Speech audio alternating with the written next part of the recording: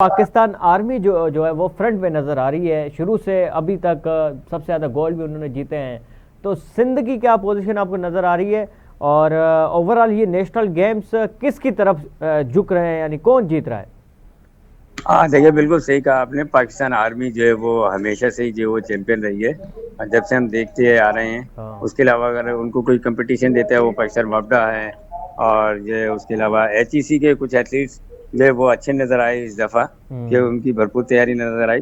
हाँ, सिंध ने भी 2 मेडल हासिल किए हैं। आज जो है 5 किलोमीटर वॉक के अंदर हमारी बच्ची है मानूर, हम्म। उसने जो है वो सिल्वर मेडल हासिल किया और कल 1 मेडल हासिल किया था। और अभी गोल्ड। इवेंट बाकी हैं 22 मुख्तलिफ जो है मर्द और ख़वातीन के हम्म। एथलेटिक्स के इवेंट में जो है वो मेडल जो है डिस्ट्रीब्यूट हुए।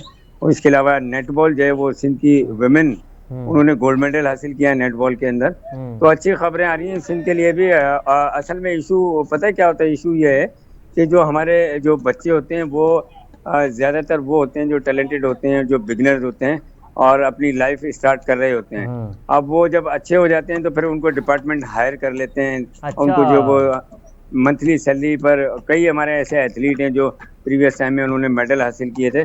कोई वापडा से खेल रहा है, कोई पाकिस्तान एयरफोर्स से खेल रहा है, कोई नेवी से खेल रहा है और कोई रेलवे से खेल रहा है। तो इस वजह से जो है हम ये कह सकते हैं कि सिंध के जो हमारे एथलीट हैं वो बेसिकली दे आर प्रोवाइडर।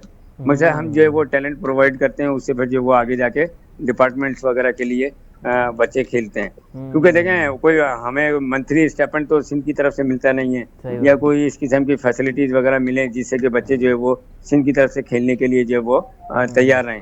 तो उनको कोई अच्छी अपॉर्चुनिटी मिलती है कैरियर ओरिएंटेड, तो वो हम्म। जो है मूव कर जाते हैं डिपार्टमेंट की तरफ। ये आपने बड़ी अच्छी बात बताई, यानी कि ये जो बाकी जो डिपार्टमेंट्स हैं चार सूबों के अलावा और आज़ाद कश्मीर के अलावा, इन सब में जो है कहीं ना कहीं पे सिंध के खिलाड़ी भी खेलते हुए आपको दिखाई दे रहे हैं और वो जीतते हुए आपको नजर आ रहे हैं। चले, ये भी ओवरऑल हमारी कामयाबी है।